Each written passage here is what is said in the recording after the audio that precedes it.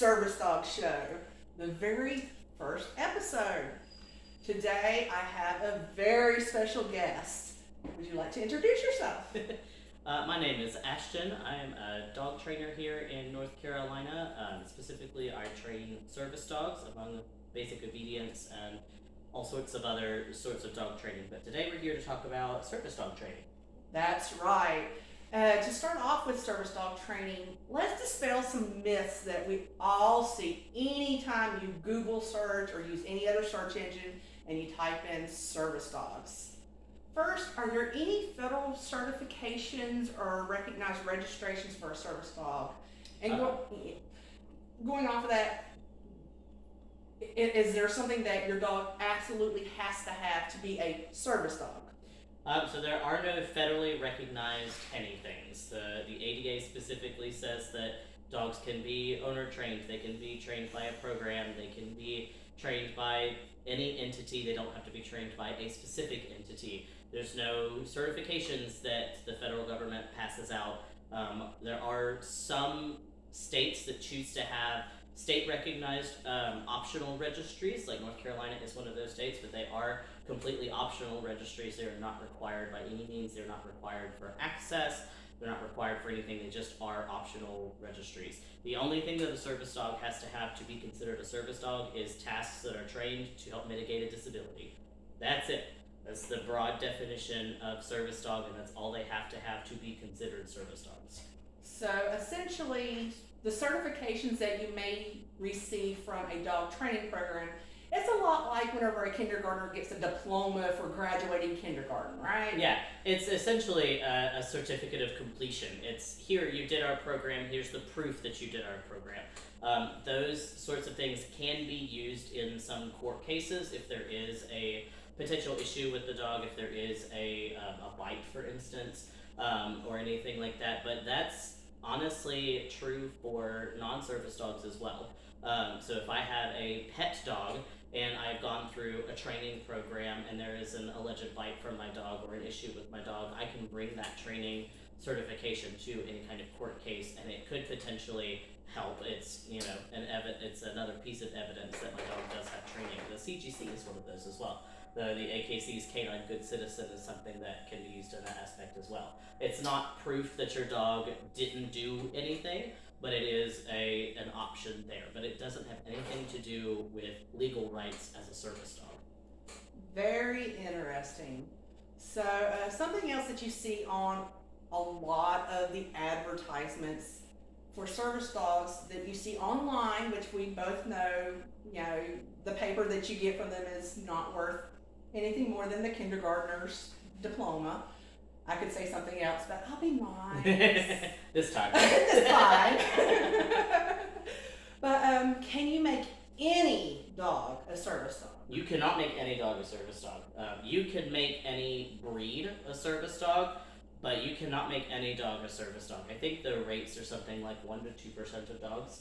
And I know that's something that you've looked up too. So if I say numbers or anything, yeah, I read about 1% to 3% of dogs are born with the correct temperament. Right, and then and that's just being born with the correct temperament. They then have to be raised the correct way and trained the correct way in order to actually be service dogs. Even program dogs, so dogs that are purposefully bred and raised to be service dogs. It's 10% of dogs actually make it and go on to be fully fledged service dogs. So it has a lot to do with temperament, it has a lot to do with how they're raised. It's all of the pieces put in together, and when you start to look at all of those aspects together, it really, I would put it closer to 1% of dogs can actually, which is like 1 in 100 dogs, which is exactly the My numbers. first service dog was actually the 100th dog that I had temperament tested. Absolutely. So yeah, I like to say it's a lot like, the shape sorting games for little children. Well, you're not going to put that star in the triangle. Right.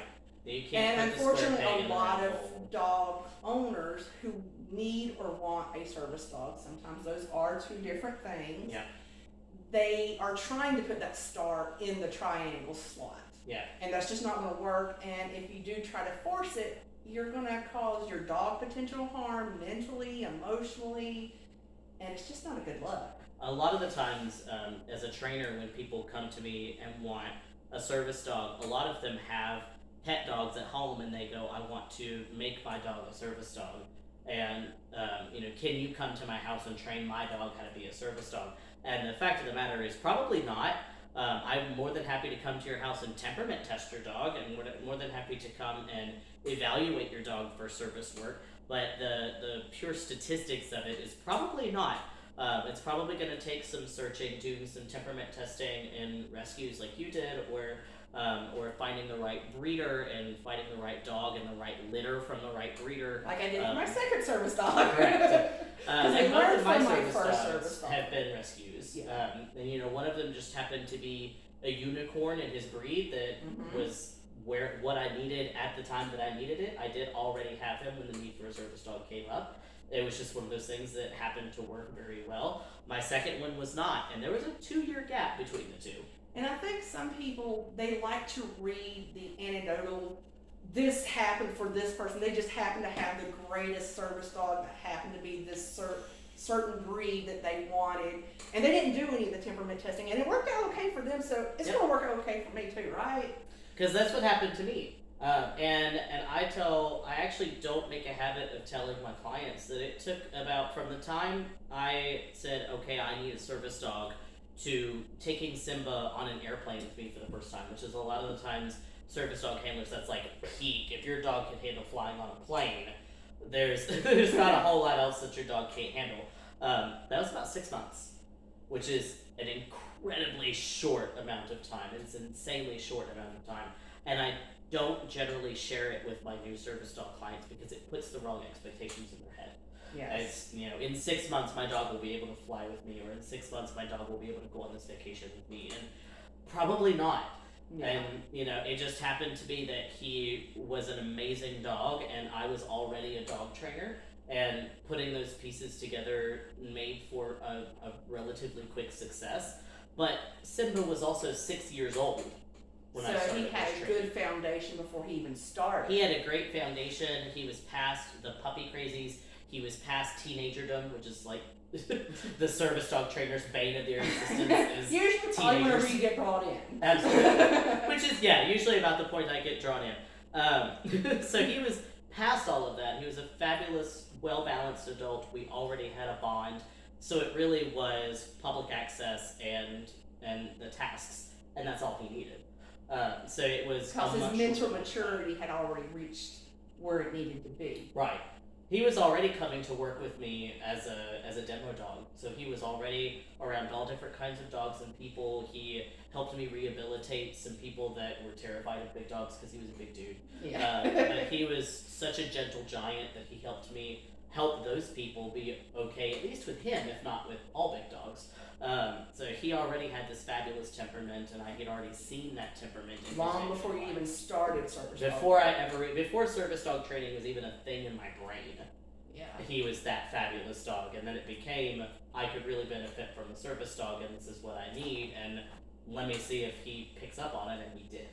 So very much a unicorn story, not something that I go and tout to everybody as this Because is unicorns standard. are rare for a reason. And he was a Rottweiler, which is a breed that you do kind of have to look for a unicorn and a Rottweiler to get. Finding that right breeder that does the breeding for the temperament with the help. Absolutely.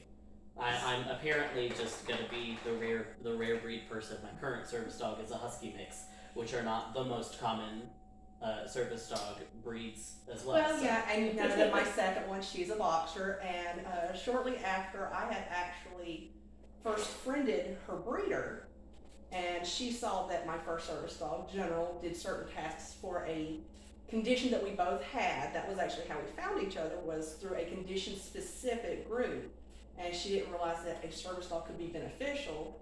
And then, of course, her dog was already of this certain age, certain breeding, temperament for the showings and stuff like that. And she was like, well, let me see if, I can find a service dog trainer near me that could help me, make my dog a service dog.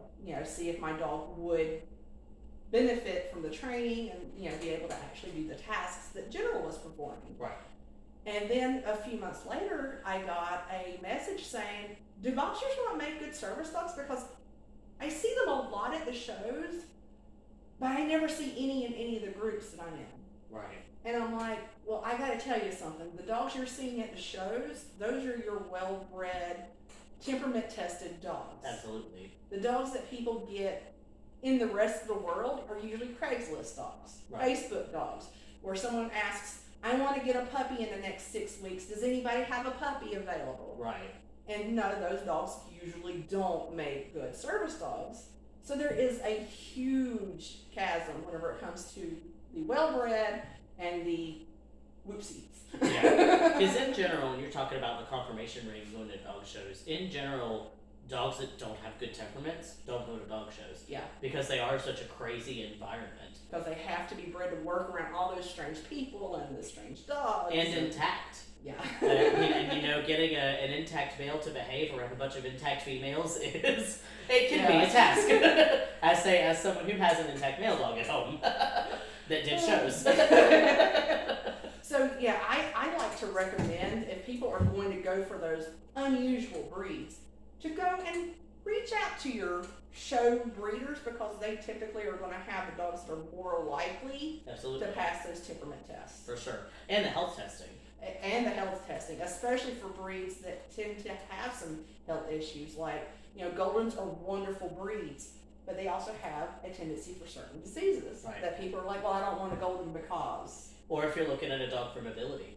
Yes. I mean, it's You one of the need biggest those things you hips can and do. elbows, and more than likely a dog breeder who doesn't show, they're not getting that testing. They're usually, their version of testing is, well, we do embark. Or the vet said he's okay. Yeah, the vet said that if I wanted to breed, I could breed. That's not the vet saying, yes, this dog is an absolute gorgeous breed specimen for this, for you to be able to just go ahead and be like, we'll pump out a bunch of puppies that'll just make awesome service dogs. That's not usually what they're saying. Even service dogs don't always make good service dog puppies. Right. Well, you know, Because it depends on the other parent, and it depends on yeah, the one of temperament. Alex's sisters out of her same litter has a completely opposite temperament for service dog work. She is the scamp, you know, that it absolutely is, you know, the love of the breeder's life, because, you know, it's just gives you something to be like, okay, what are we going to do today? Yeah. But with service dog work, you need a puppy that you know is going to give you a certain type of behavior in Right. certain types of environments, and that's kind of overlooked, I feel. Yeah. And I'm sure you see it more as a trainer. Right. And a lot of the times too, we talk about consistency, predictability. And, you know, you have lots of dogs that, well, most of the time they do okay, but sometimes they do this thing and I don't understand it, and it comes out of nowhere. You can't have that unpredictability in service dogs. They have to more or less be bomb-proof. Yes. And, you know, if a kid runs up behind them and grabs their tail, they cannot whip around and tell that kid what for. You can. I can. Yeah, and you do. I know you. Yes, have a patch that my father-in-law loves whenever he first saw it on General's vest saying, hammer bites. Yeah. Because so many people be like, does your dog bite? I do. You know, well, anything with teeth can bite, but I will tell you, I will. Yeah. So, but you can't have that in a dog. You can't have, you know, people who say, my dog is very protective of my home and of myself. I see that a lot, especially with newer service dog handlers, where they expect that if something's going to happen, that their dog will protect them. Mine wouldn't. And I And try that's to all tell I people that that's the exact opposite temperament that you actually want out of a service dog handler. Because what if you are down and I am your EMT? Right. Your dog needs to let me come to you. Absolutely. Otherwise, you may wake up and not have a dog, and I will leave that to the viewer's imagination as to what that may mean. And I will say it's happened. It usually hits the news when it happens, but it happens. And that is a failure on the handler's part. Absolutely. Because it is their job to give their dog the tools to handle that situation. Absolutely. I know for a fact that if anything threatening were to happen to me, my service dog would not do anything. In fact, he might come up and lick their face and, hi, how are you? Can I help you find the thing? Can you Here's See, the and TV. that's one reason why I've taken the PTSD patches off of both of my dogs, because a lot of people are like, well, does he protect you? No. I'm like, no, that's not his job. Mm-mm. His job is to help me with my medical and other issues. It's my job to protect him Absolutely. or her, depending on which dog I have with me. Absolutely. That's my job. And that's why we're called a team, because we both have jobs. So a lot of the times people will think that they're getting a service dog to work for them, and they don't realize that they have to work for their service dog just as much, if not more. And that kind of takes us into, we've already hit a lot of this, but what are some other missteps that you see out of a lot of handlers? The biggest misstep and the most common misstep I see out of handlers is starting things too soon and going too fast. And those generally go hand in hand. So, the amount of times we're in the same Facebook group, Yes. the amount of times that we see posts, I just got my puppy, he's 8 weeks old, how do I start service dog training? You don't. Yes, at that point you're working on just bonding, and for the first 6 months, it's pretty much just teaching your dog how to be a well-mannered dog at home. Yeah, You do a little bit of socializing, but you're not really training for service dog work at that I point. start my service dog puppies and my basic obedience puppies exactly the same way. We're socializing, we're going out into the world, you're having controlled play dates with balanced adult dogs, you are doing all of the same things, we're doing all of the same obedience, loose leash walking, not heel, loose leash walking, being able to exist as a dog out in the world, and then at 6 or 8 months, somewhere in there, we'll reevaluate, see if this is still a good service dog prospect, because at that point they're still prospects. They're not service dogs in training at that point for me. Yes. They are prospects. So 6 to 8 months we will really reevaluate, see where they are, and see if they still, we think, are going to be a good prospect. And then we might start some basic task work. And then we might start some basic pet-friendly public access work. But that's not until they hit that 6 to 8 month mark and they show that they are ready for that. And if at 6 to 8 months they show they're not ready for that, then we will reevaluate later, and that's fine too. Yes, I see so many people that they'll say that their 6-month-old dog that they've been doing access work with since they were 3 months old, they're suddenly starting to do this whenever they're at Walmart. How can I fix this? And I'm always like, why are you at Walmart already? Why are you? Because again, that is that whole rushing. I tell people Walmart is where you go whenever you think your dog's done with training. And I That is avoid not Walmart where as much as possible anyway. Because So. for one thing, there is their corporate policy where it actually makes it dangerous for service dog handlers to be there, because they are willfully ignoring dangerous animals in their stores. Absolutely. So I tell people Walmart's the last place you want to take your dog, even if that's the only place you can go train. There's plenty of other places to go train. You just have to put your head around it. Let's go train at the baseball field. Yeah. Let's go train at high school football. People talk about dog parks. Just about every city has a dog park in it. Train outside a dog park. Yeah, you don't go inside it without only trusted dogs, but walking around outside a dog park is a great way to start with dog neutrality. Absolutely. And that's a lot of, my dog reactive clients, not necessarily my service dog clients, but I do a lot of dog reactivity. And that's my end goal with them, is get them used to my adjusted adult dogs from a distance, and then, all right, let's go work outside a dog park and see dogs that are usually, let's be honest, less trained, a little off the wall because they're off leash at a park, and they're going to run up to the fence, they're going to bark at us potentially. So let's work there. But that is like end goal for dog reactivity training, is outside of a dog park. So it's a great place to do desensitization work with a dog that doesn't have those issues, that is going to potentially be a service dog prospect. And one place that I like to tell people, because Walmart's not the only place there is to go shopping at. You can go to the places that are like Joann's, you can go to Michael's, you can go to Hobby Lobby, Hamrick's, I believe, is even pet friendly. TJ Maxx and Ross and Home Goods. So basically any other place that you're going to buy clothes at, for the most part, And many shoes. times, those are pet friendly places, and they're going to be less stressful for the dogs. Absolutely.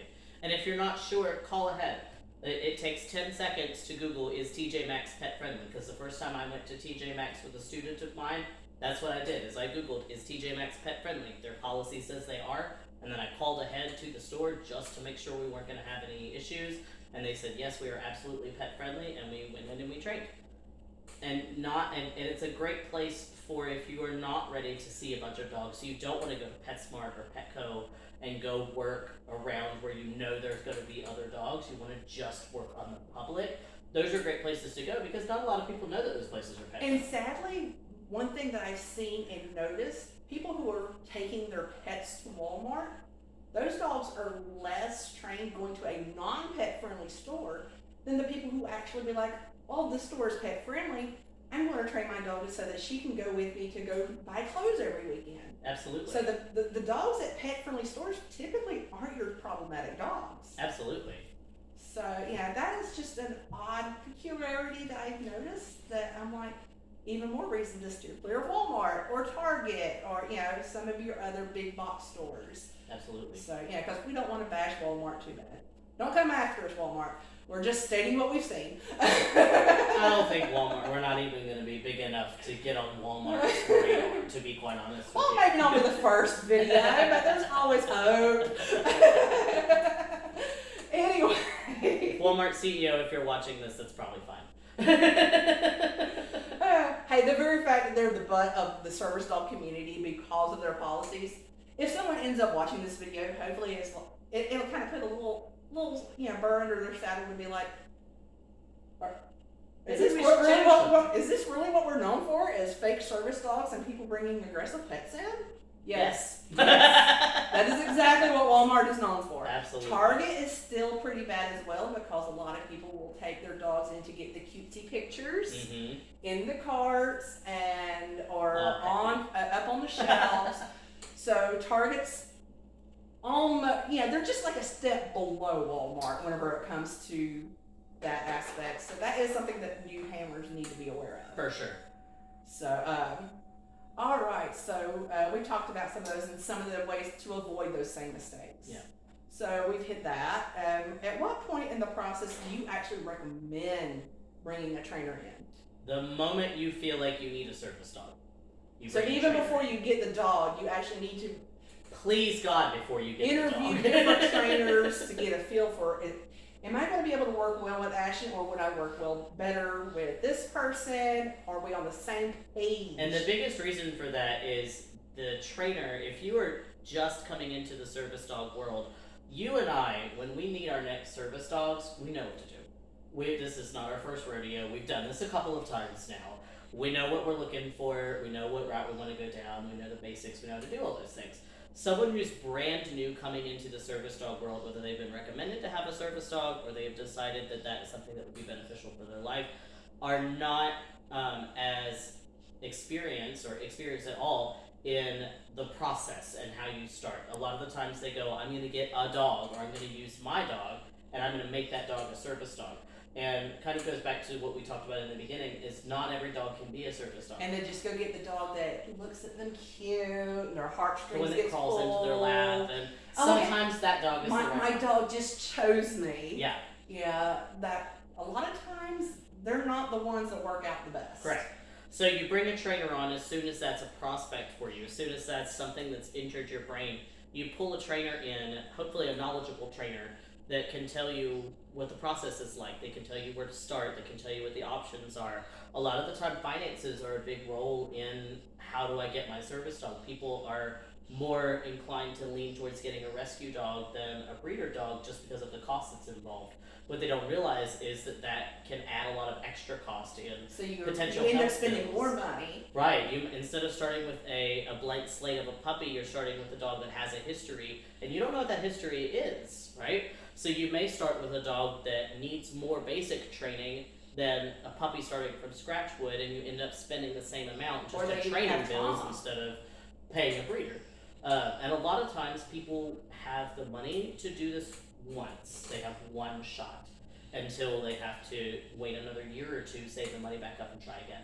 And unfortunately, the ones that have that one shot, they're the ones that tend to just keep on trying to put that star peg into that triangle hole. Yeah. Because this one has to work. So if you pull a trainer in at the beginning, if that's your case, and look, that's the case for a lot of people. It was the case for me for my second one. So if that's your case, then you bring a trainer in as early as you possibly can. If just for advice, even if you're not hiring them, I can't tell you how many people especially from our service dog group, that have come to me and gone, I think this is what I need. I need to get a service dog. Where do I even begin? And for free, I don't charge money to sit here and message them. Here's the process. Here's the options. Here's the things that you can do. And if you go down that route and you want to bring me on as a trainer, that's great. And if you don't, that's fine too. But I want everybody to be as set up for success as they possibly can. And having the knowledge of how much it's going to cost and the realistic availability of someone being able to help, because I've even had people wanting to post for a trainer to work for free. Your time is money. My knowledge is money. Yeah, your knowledge is money. And everything is money. Nothing in life is free. Yeah. And yeah, it's one of those things that you need to get your ducks in a row before you get the dog. Yeah. If you've already got the dog, you've kind of already put the cart before the horse. I've had people, not in our group, but before this group, I've had people ask to apprentice to me and have me be their mentor so that they can train their dog and learn from me and not have to pay anything and then eventually start their own business. Yeah. I don't quite understand, like, if I were a big shot, big name trainer, maybe, because I would not be worried about my own client base at that point. But at that point, essentially what you're asking me is to share with you everything that I've ever learned for free, which was not free for me to learn, and essentially hand you a business that I've worked hard to create for myself. So honestly, I don't have the time to do it anyway. And to be honest, to warn the people out there, because I have had to ban about half a dozen people from our group who came, because unfortunately the service dog community, we have people who come in to try to prey on the disabled. So if someone is willing to do something like this for free, that should be a huge blinking red flag. Yeah. That they probably don't know what they're doing, and they're using your dog and you to try to figure things out. And I would branch that even into, maybe not all cases, but most people who say I offer cheap training or low cost training. If that is their selling point, then what are they not telling you? Right. It's why are they pricing themselves the way that they are? And those are questions that I would ask, because a lot of the times the answer that they will give you is, I just want to help people, and that's not really an answer. Because I want to help people. I tell people all the time, if I were rich and famous and I didn't have to work for a living, I would still be doing my job, and I would be doing it for low or no money to the people that need it. But I can't do that. I still have bills to pay. Yeah. The world's not perfect. We all have to live in society, and society's built on a way of the barter system, whether you're giving me money or we're giving each other services. If I do something for you, what do I get back? Absolutely. We're not millionaires. We can't be philanthropists. And I do have clients that I have service trades with, that they do a thing that I need in my life, and I do a thing that they need in their life, and absolutely we can have service trades. But as far as a completely free, that's just not realistic. It's not realistic, and especially if someone's offering free. Yeah. Generally, if the median price for something is up here, and somebody is offering to do it for this, there's generally a reason why those are not there. It's generally and if they're starting out, they need to let you know they're just starting out. They really don't know what they're doing. We're both figuring out together. Absolutely. And then if you want to take the chance, most people, again, because you said usually this is their only time that they're going to be able to do it. But if y'all both want to take the chance and potentially crap out, do it with knowledge. Right. But knowing that you're about to crap out. Absolutely. So that's my take on it. I don't remember the question now, but when to reach out to a trainer. As soon as this becomes a possibility for you to reach out to a trainer, reach out to several trainers. I tell people all the time, I am not a salesperson. I am not here to go, I am the best trainer on the face of the planet and you should hire me because I'm amazing.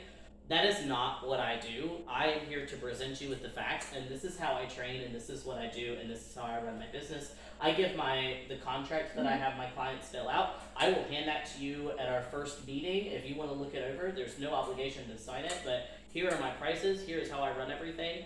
Go talk to other trainers and do that. And if you vibe with Absolutely. another trainer more than you vibe with me, or you prefer another trainer more than you prefer me, whatever. It does not hurt my feelings in the slightest, because at the end of the day, people have to do what's best for them. And if that's not me, oh well. I And am a the best for professional is somebody not else. going to be offended by that. Absolutely. And you want to work with a professional. And if you do something like this and you reach out to another trainer and they are pushing you to buy things, right off the bat, or they are going, you don't need to talk to other trainers because I'm the best that's around, and they are, going to be offended if you decide not to go with them after you talk to them, they're not really a professional. They're not really someone you want to work with anyway. It's just a lot of emotion that goes into that when really we're running a business and we're providing a service. And I've even tried to break it down to someone before. I'm like, okay, if you were to wreck your car, your insurance company wants to know 3 different people that you could potentially go and take your car to. Why would you not get 3 references for something as important as a medical life necessary device as a service dog? Or even applying for a job. Yeah, you wouldn't take the first job simply because some people may, but a lot of times if you take that first job offer, you're going to be You're not like gonna be happy. looking for another job in another month. Very true. Or, some people even walk out their first day. You need to actually be aware of what's expected on all parts. Absolutely. So, that is something that is definitely overlooked, I feel, whenever it comes to service dog training. So, here's a big one that is every trainer's favorite. About how long should it take the average service dog starting as a puppy? And then we will start as an adult, because again, I know there are some times where things may take shorter or longer, but on average, if I was to say I'm getting an 8-week-old puppy tomorrow, how long should it take before my dog is a service dog? So it really depends. But on average. And the reason I say it really depends is because the very first thing you have to say is, what do you consider to be a fully trained service dog? I know in my heart and soul that my service dog is fully trained. However, things come up, tasks have to be taught, new tasks have to be taught, new situations have to be taught for. Training never stops. There is never going to be a point in time where I don't have a treat bag on me, at some points. Do I take it with me everywhere? No, I don't. But there are times that I still take it with me, especially if it's a new situation, because there is still going to be times where I'm still going to have to work and train with my dog. They are not robots. It's not once you put in the input, it's there forever. It still has to be refreshed. New things may have to be taught. New situations will have to be taught for. And all of those things go into what a service dog is. So the first thing is you have to define what is a fully trained service dog. Because if you're looking for the point that you don't ever have to feed your dog a treat again, or you don't ever have to teach them a new thing again, or you don't ever have to refresh any of your behavior ever again, never. The average time is never. It just doesn't happen. Or how about being 90 to 95% reliable in most environments? In most environments, reliable with their tasks and also their public access work. I would say the 2-year mark is a great mark to look at. And if you are not fully trained by 2 years, it doesn't really matter. That's why the average time for me is not as big of a deal as how you and your dog feel along the progression. I have clients that have dogs that are over 2 years old that when their dog hit 2 years, they panicked and they went, oh my God, my dog's not trained yet. Oh my God, my dog's going to fail. Your dog is still succeeding, are they not? Yes, they are still succeeding. And that's the biggest marker is some people may have the 2-year dog that's succeeding. Okay, we're good. Or there may be the 2-year dog that hasn't been succeeding. Or you might have the 4-year dog that they've been doing this since they were 8 weeks old, and they have a 3 or 4-year-old dog that is still not where they would like them to be. At that point, we're going, are you trying to put the star peg in the round hole?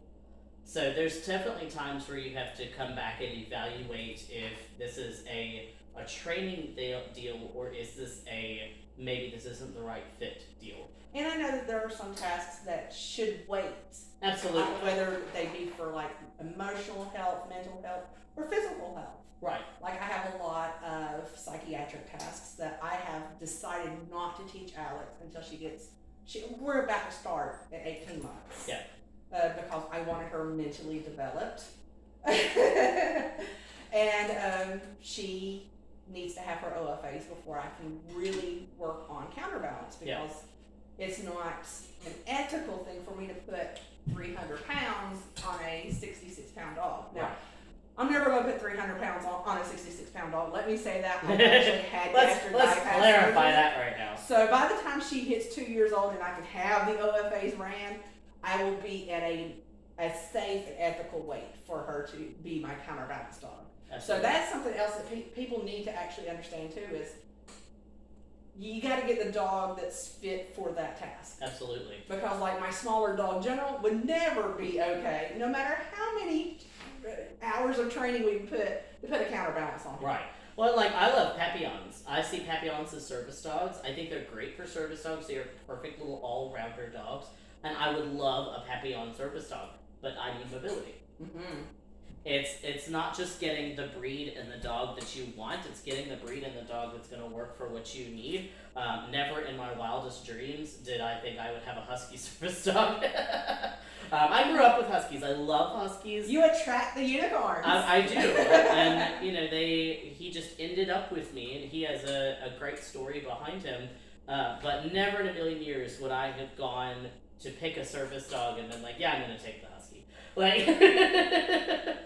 but he worked out fabulously for me, and sometimes it works like that, and that's great.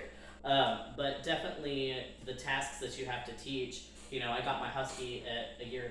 He'd already been started as a service dog, which is great. But at 1.5 years, I still was not doing any mobility with him.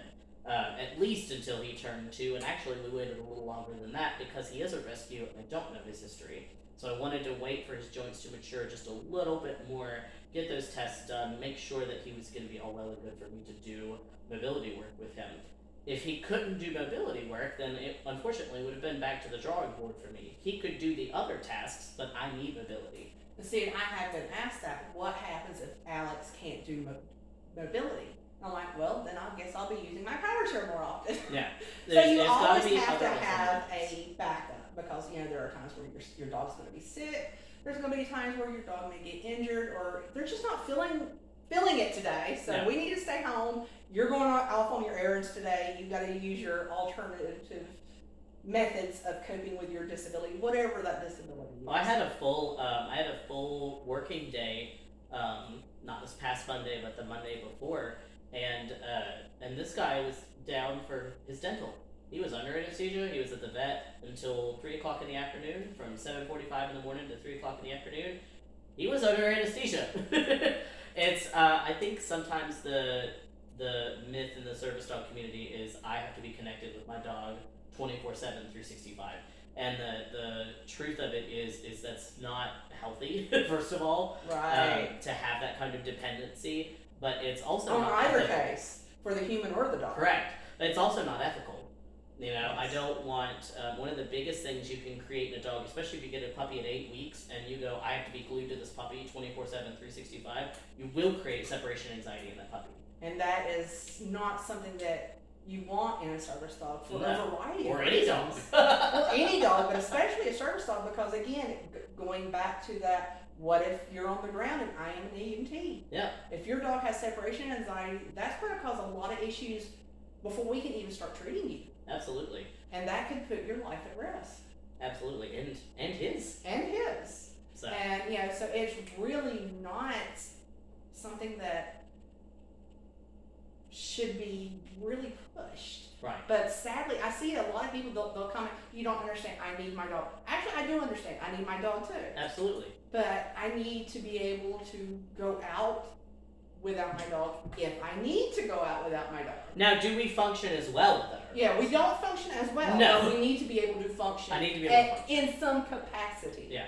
And if it's a psychiatric thing, then it's maybe taking a safe person, you know. Or doing store pickup.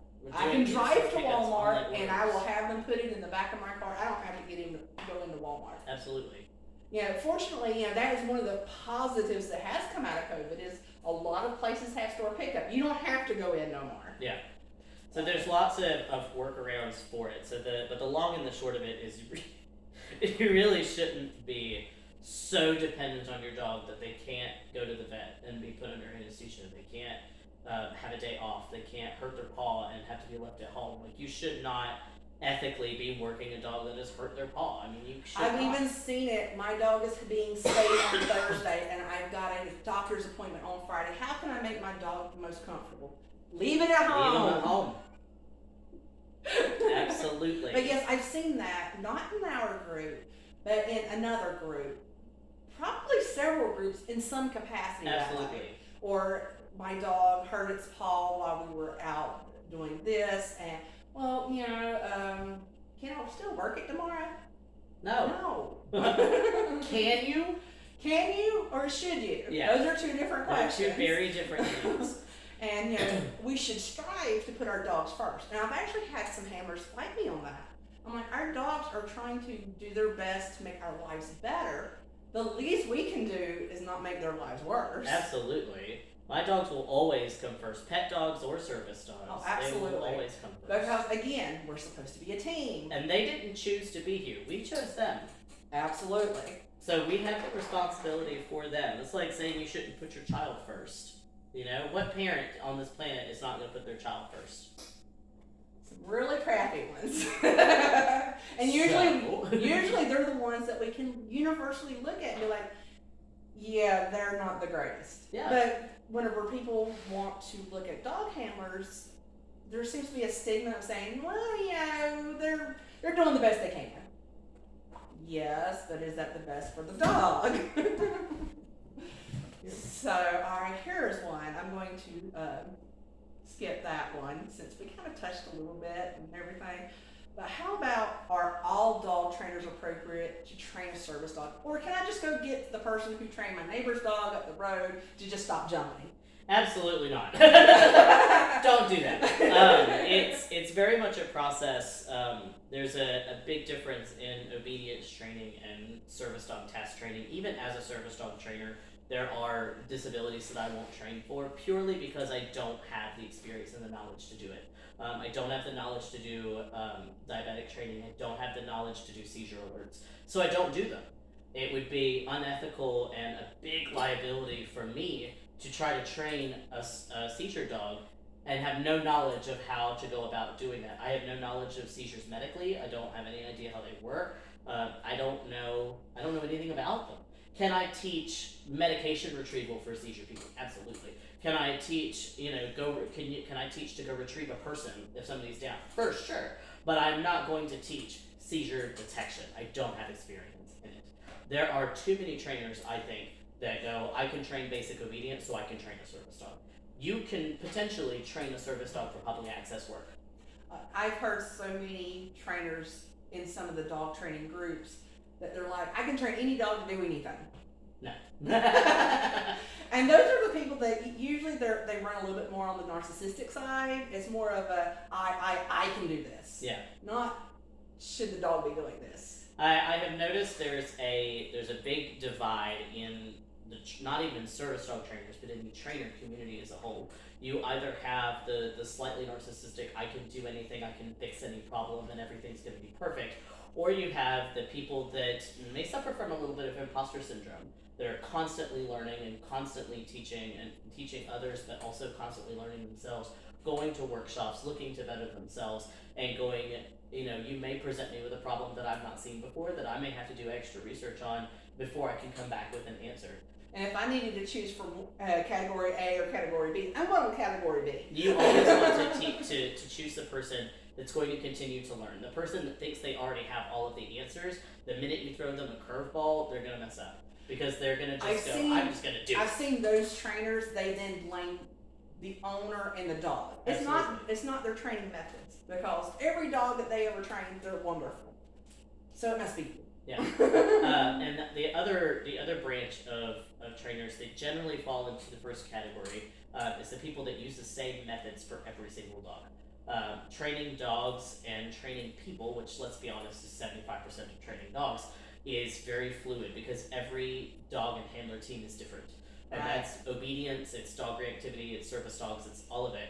Every dog is individual and every person is individual. So even if you have two very similar dogs, if they're owned by two different people, you have two very different situations. Or even in my case, both of my dogs do behavior interruption. I train General to do a silent, touchless alert. However, Alexander is a boxer.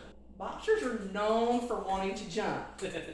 So you're never going to stop a boxer from jumping. You Right. just give them the appropriate time to jump.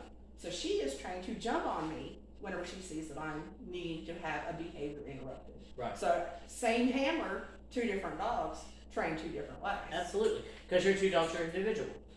And a lot of the times, sometimes this happens with people who have had a service dog and now they're getting their second service dog and training their second service dog. I won't lie and tell you it didn't happen to me when I lost my first one. Is that you go, well, I did this with this dog, so I'm going to do this with the second dog. And sometimes it works, but you have to be open to the idea that it sometimes doesn't. Sometimes you're going to hit your head on the wall and be like, why isn't this working? Sometimes you're going to have to change your methods because if you keep trying to put that square peg in that round hole, it's not going to work. And that's not just to do with whether the dog is appropriate for service work or not. It has to do with the methods that you're using, the tone that you're using, the sensitivity of the dog. All of those things come together to make sure that you have the circle peg to put in that circle hole. I don't remember the question. it was the About trainer's approach. choosing a dog trainer. Yeah. So essentially, when you're wanting to find a service dog trainer, you want somebody who has done this for a little while. Yes, everybody has to start somewhere. I am not the most experienced service dog trainer on this planet. I don't claim to be. But you want to find someone that's honest about the time that they've been working and the things that they have done to essentially prove that they know what they're doing. And the biggest thing for me, anyway, has been previous clients that can vouch for them. Yes. Whether they're clients that are still working with them or clients that have worked with them in the past, you need to be able, as a trainer, you need to be able to go, here are some people that you can talk to that I have trained, and you can see how their dogs have done, and they can talk to you themselves. Don't even let me be involved in it. Here is their, if your previous client's okay with it, here is their information. Contact them directly and see what they have to say, and at that point you can make a decision. It's not about, I do very little of me selling myself. My work sells itself, and my clients sell me for me. And that's how it should be. If I have to fight and beg and plead you to please try me, something's wrong. Yes. I shouldn't have to beg and plead. It should speak for itself. Absolutely.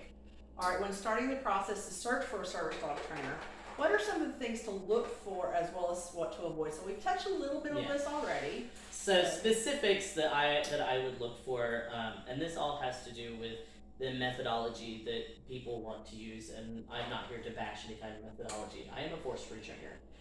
And so what I look for if I'm looking for a dog trainer is I'm looking for a trainer whose values align with mine. If you're force-free, then finding a force-free trainer. Don't put yourself in a situation where somebody says, well, this is just the way that you have to train, and so this is how we're going to train.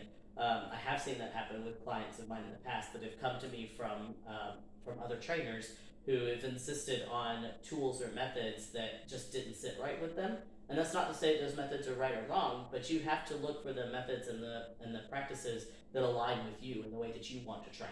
Absolutely. So that's one thing, is finding someone whose ideals match your ideals, whatever those ideals might be in whatever direction that might be. Like I said, I'm not here to bash anything at all, but my methods are and my ideals are here, and if yours are here, then we're not going to match. If yours are here, we're still not going to match. So we have to match where we are ideals-wise. And that's where interviewing several trainers, Absolutely. at least 3, again, with the whole insurance companies want you to get 3 estimates Absolutely. for your dog, for your car. Meeting in Why not person. do that with your dog? Yeah, meeting in person if you can. Yes. If they have dogs of their own. So I know I'm not the only person on the planet who's a service dog trainer and also a service dog handler. When I meet clients for the first time, I bring my service dog. Not just because I need him, but because he is a great example of, look, it's a service dog that I've trained. It's one of those things that your eyes aren't going to lie to you. The dog cannot lie to you. If I was not a good service dog trainer, I wouldn't have a well-trained service dog. That's just not how that works. Makes sense to me. As much as you can put eyeballs on their work, as much as you can ask for references, are there clients that I can talk to? If they say there's no clients that you can talk to, that's a little bit of a red flag for me. I look at the age of the business, and if not the age of the business, then the age of the trainer's experience. So my business recently had its 1 year anniversary, but I've been a dog trainer for going on 8 years. So the difference there. Because most dog trainers don't actually start off on their own. Most dog trainers should not start with their own business. Absolutely. If you have no experience training dogs other than the dogs that you own, you should not. Or your be starting your own friends, business. or your neighbors, or your aunts. Absolutely. Yeah. You need to start somewhere. And I always tell people you should start with a facility, because a facility is going to teach you the rights and the wrongs. Not only just how to train a dog, but how to run a business. Which is something nobody thinks about. And there's that liability issue, you know. So, Absolutely. If they've worked under a certain company, you can go and check to see if they've had legal issues before. Absolutely. Especially if they've worked for a company and they can tell you about how they were when they worked for the company. Did they leave the company, or were they let go from the company? Right, because essentially, if I'm coming to you to hire you as a trainer, I'm going to be your boss. Yeah. And if you were to go and apply at any job, what do you have to do? You have to put down your past work experience. You know, in addition to everybody puts their friends down as their personal references and stuff like that. But you got to put down who you worked for. Well, especially if you're young. And that's to me, I'm not saying that you have to hire the trainer that's 45 years old or 60 years old. But you should be able to know what they've done before. Chances are, if there is a 19-year-old running their own dog training business, there's a little red flag there. Yes. You know? So again, that's not to say I'm not old by any means, I hope. I hope nobody thinks I'm old. And I did start dog training fairly young. It wasn't fresh out of high school, but it was fairly young. But I didn't start my own business, and I was not a service dog trainer at the time. I started out basic obedience, I moved into dog reactivity, and then I added service dog training on top of it. So it's something that you should be able to see that timeline progress. If you start out today as a service dog trainer, you don't have the experience and the tools to successfully be able to do that. In my opinion. Basically, like, if you were going to go climb Mount Everest, you're not going to start climbing Mount Everest. Right. You're going to start climbing the hill in your backyard. Yeah. Eventually, maybe go to some of the mountains out here in the Appalachians, then going over to the Rockies. You know, you slowly build up a little bit. Absolutely. So yep, that's where I stand on and that. our last bit, before we close out this video, is just like people, dogs change over time. What are some signs that handlers need to watch for and be aware of to know that their dog's no longer enjoying the work or needs to be retired, pulled from service for some other behavioral issue? Yeah. And of course, we're not talking about any kind of medical issues, because none of that. Right. We're not going to do medical advice. But behaviorally, the first thing is just making sure what kind of environments and experiences your dog has had. I know you can speak about this for general. Yes. There are lots of reasons to pull a dog that are not medical. And sometimes it's a temporary pull. Sometimes it's my dog has had a bad experience and we need to reset some of our basics. And a lot of the times, what it is, and people don't think about it, but what it is you actually need to rebuild your dog's confidence. And sadly, with generals, it was several dog attacks slowly deteriorated his hips. Absolutely. So, he may have been okay mentally after a lot of work, because after his first attack, we took 1.5 years to rebuild all that. Absolutely. But, that's, and I'll be frank, it's a very hard thing to, whenever you're like, my dog, he just turned 6, so 5 years old, oh Lord, I'm going to have to start retiring my dog already at 5. Mm-hmm. At 5. I thought I had another 2, 3, 4 years out of him. He's going to have to retire. So. And sometimes too, not to get too sad about it, but anything can happen at any time.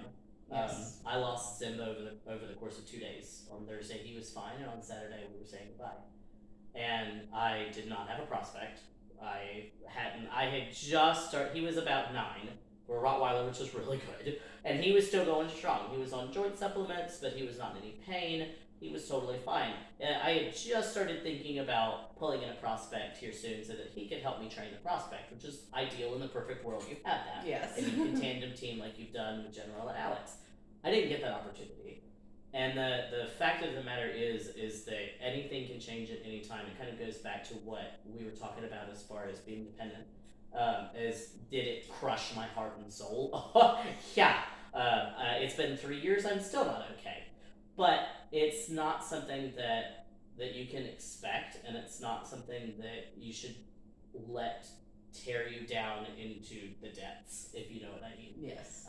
Which was, it's dangerous. It it was very dangerous for me. But you can never know. You can be on an outing and your dog twists their leg the wrong way, and now your dog is out of work for a period of time. You know. But things to look for, to try to go back to specifically answer the question, things to look for would be any changes in their norm. You know, in theory, by the time you've got a what we call a fully trained service dog, you know that dog very well. You know their ins and outs, you know their quirks, you know what's normal behavior for them and what's not normal behavior. So what we're looking for is any kind of intense change in their behavior. If you have a very chill dog and all of a sudden they're getting the zoomies all the time, or they're really unfocused when they're trying to work and that's just not normal for them, then maybe we should sit back and go, okay, what can I do to help? You know, I've got the opposite. I have a high energy dog. If he's slow and dragging his feet and walking behind me, and I mean, I have a husky. If he's not trying to get ahead of me, something's wrong. Yes. I love him to pieces. Heel's not his best strong point. So if he's lagging behind me, I know something might be wrong. And sometimes it's behavioral and sometimes it's medical, and the only person that can tell you that is working together with a trainer and a vet. But anything that's out of the norm for them, I, as a paranoid helicopter dad, would just go get checked out. Yes. And that's essentially what let me know that something was wrong with Simba, is that he was being lethargic and not wanting to get up when we were moving. And then I went, you know what? We're just gonna go to the vet. This is what we're gonna do. And I did end up losing him a couple of days later. So it's one of those things where if you have any doubt in your mind that something needs to happen with your service dog, get it checked out. I would rather you overtrain and be over-prepared and go to the vet too much to where they know your name and your dog's very well, which is definitely where I'm at, than to potentially miss something to the detriment of your service dog. A lot of times what I see is handlers, sometimes they're unaware of what to look for, and other times they're willfully ignoring because of the fact that they need their dog. Yeah. And they can't get another dog right now. Or many times, especially with younger handlers, they're living with their parents, and their parents are saying, you can't have another dog. If you have to get a different service dog, you've got to get rid of this dog. So of course they're going to make this dog keep on working, even if it's not the best thing for that dog. Right. And the only thing I would say to people that fall into any of those categories, especially the latter two, the willfully ignoring, or I'm just going to keep going and we're just going to work through it, is you have your whole life to do this. Your dog is here for a limited number of years, and there is no situation in my mind. There is no situation that puts their well-being under your wants. And that's to talk a little bit about like the definition of being selfish and throw that word around a lot. Oh yeah. The definition, to me, the definition of selfish is putting your wants before somebody else's needs. I want this, and it's more important than what you need. If your dog wanting to work this dog is detrimental to this dog, but I'm going to do it anyway. Yeah, that is for me the definition of selfish, and that is a lot of the times where I will cut ties with people because that's not something that I, as a trainer, can change. That's something that a therapist will change, but and some of that willful ignorance of some of the signs, like say that a dog has always loved kids and now they're suddenly starting to growl whenever they see kids. Right. And then instead of saying, you know what, maybe we need to pull back, be like, my dog is just very selective of who he wants to be around. Yeah. Well, that's fine, but a service dog needs to be able to handle kids are going to come up. Or they start throwing around that protective word. That we Yes, used earlier. and They're just protecting me. Yes, and whenever you try to actually pull up the Federal Register with what it actually says about service dogs and being protective, yeah, that's not okay. Yeah. And a lot of the times, I'll be honest with you, 90% of the time that people say my dog is being protective of me, they're not. Your dog is unconfident and unsure and And they're actually reacting being because they are scared. scared. Yeah. And that's usually what's happening, and they see it as protecting them, and it's not. Yeah. And even if it was, it would be okay, but it's not. Either way, it's not okay, yes. Yeah. So, well, I thank you for being my very first guest for the very first video. Ashton will be back for one more video. Yeah, alright. So, whether it be in the very near future or not, and we'll discuss that after we turn off. But so that will be a wrap for the very first show for That Service Dog Show. So, thank you for very having much. me.